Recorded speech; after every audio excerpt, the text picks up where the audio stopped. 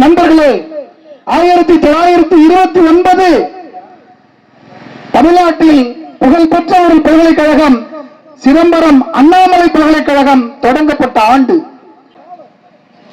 புகழ்பெற்ற ஒரு பல்கலைக்கழகம், பெரிய அரசியல் தலைவர்கள் எல்லாம் உருவாக்கின ஒரு பல்கலைக்கழகம், தமிழ் அறிஞர்களை உருவாக்கிய ஒரு பல்கலைக்கழகம், அறிவியல் மேதைகளை உருவாக்கிய ஒரு பல்கலைக்கழகம். அப்படியான பல்கலைக்கழகம் தான் சிதம்பரம் அண்ணாமலை பல்கலைக்கழகம். இப்படியான பல்கலைக்கழகம் 2013க்கு முன்பு தள்ளாடியது தோழர்களே. ஏன் தள்ளாடியது? ஓய்வூதியம் தர முடியவில்லை. பணி செய்பவர்களுக்கு, ஆசிரியர்களுக்கும் ஊதியம் தர முடியவில்லை. தனியார் நிர்வாகத்தினுடைய கட்டுப்பாட்டில் இருந்தது, செல்ஃப் பைனான்ஸ் கட்டுப்பாட்டில் இருந்தது. நிர்வாகம் தள்ளாடியது நண்பர்களே. தள்ளாடிய போது அன்றைய அரசாங்கம், 2013 இருந்த அரசாங்கம் என்ன செய்வது தெரியுமா? தமிழ்நாடு அரசாங்கம் என்ன செய்வது தெரியுங்களா? நாட்டுடைமையாக்கியது. நாட்டுடைமையாக்கியது. என்ன தெரிய வருகிறது? தனியார் இடத்திலே ஊதியம் வழங்க முடியாமல் இருக்கின்ற பொழுது, ஓய்வூதியம் வழங்க முடியாமல் இருக்கின்ற போது, நிதிநிலை பிரச்சனை வருகின்ற போது, அந்த பிரச்சனையை சரி செய்வதற்காக அரசாங்கம் தனியாரிடத்திலிருந்து நிறுவனத்தை கைப்பற்றிக் கொள்ளும். இதுதான் வரலாறாக இருந்திருக்கிறது.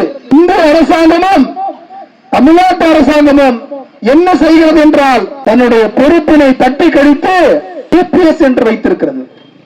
ஏறக்குறைய சென்ற மாதம் வரையில் தோழர்களே, எத்தனை கோடி தெரியுமா?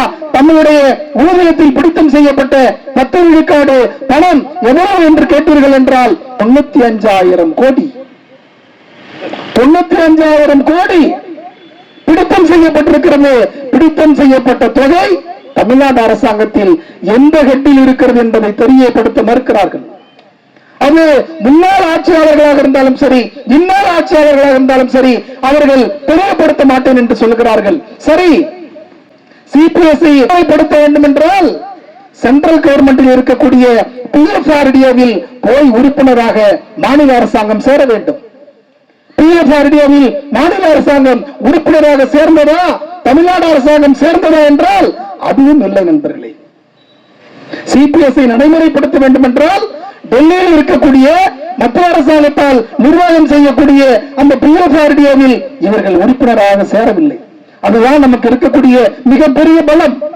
இவர்கள் உறுப்பினராக சேராத இருக்கின்ற வரையில் நிச்சயமாக அவர்கள் அறிவித்தே தீர வேண்டும் இந்த பழைய ஓய்வூதிய திட்டத்தை என்பதை உங்களுக்கு நான் தெரிவித்துக் கொள்கிறேன்.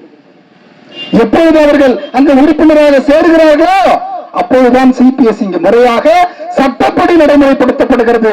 அதுவரையில் சட்டப்படி இல்லாமல் நடைமுறையில் இருக்கின்றது என்பதுதான் பொருள்.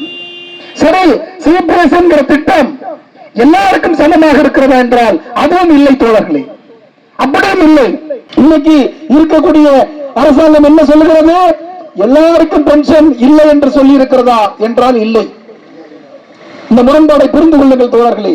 இப்பொழுது ஓய்வூதியம் என்பது எல்லாருக்கும் இல்லை என்று அவர்கள் சொல்லவே இல்லை.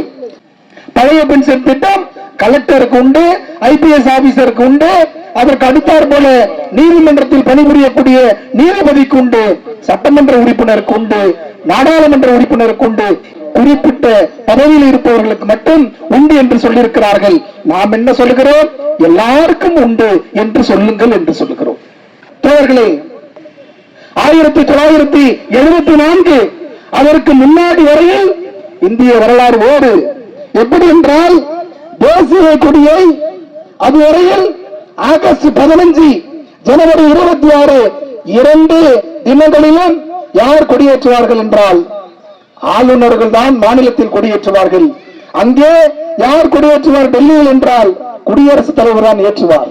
ஆனால் அதை ஒழித்து, அதை மாற்றி போராடி, ஜனநாயக வழியில் போராடி, அறவழியில் போராடி, சட்ட போராட்டம் நடத்தி ஆகஸ்ட் 15 மக்களால் தேர்ந்தெடுக்கப்பட்ட முதலமைச்சர் கொடியேற்றலாம் என்கிற ஒரு சட்டத்தை வாங்கி கொடுத்தவர் யார் என்றால் திமுகவினுடைய தலைவர், முன்னாள் முதலமைச்சர் கலைஞர் கருணாநிதி என்பது இன்றைக்கு இந்திய வரலாற்றில் இடம்பெற்றிருக்கிறது.